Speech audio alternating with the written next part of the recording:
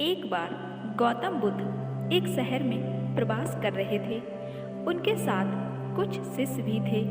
एक दिन उनके शिष्य शहर में घूमने के लिए निकले। वे शहर में घूम ही रहे थे कि तभी शहर के कुछ लोगों ने उन्हें अपशब्द कहे। उनके बुरे शब्दों को सुनकर शिष्यों को बहुत बुरा लगा और वे वापस लौट गए।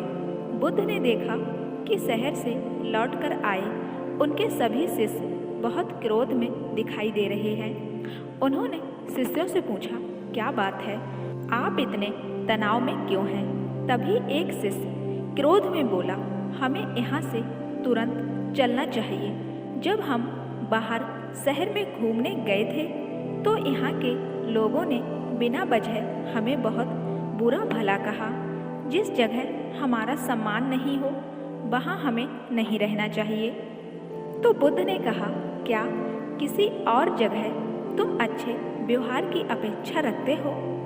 तो दूसरे शिष्य ने कहा, इस शहर से तो अच्छे लोग ही होंगे।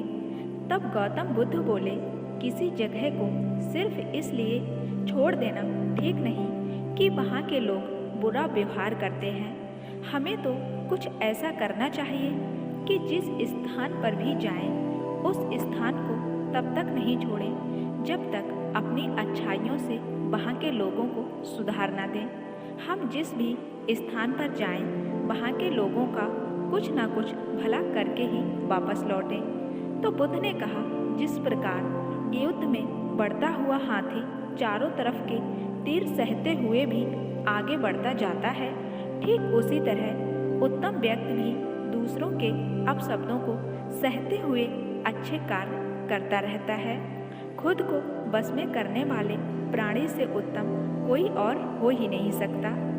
बुद्ध की बात शिष्यों को अच्छी तरह से समझ में आ गई और उन्होंने वहाँ से जाने का इरादा त्याग दिया।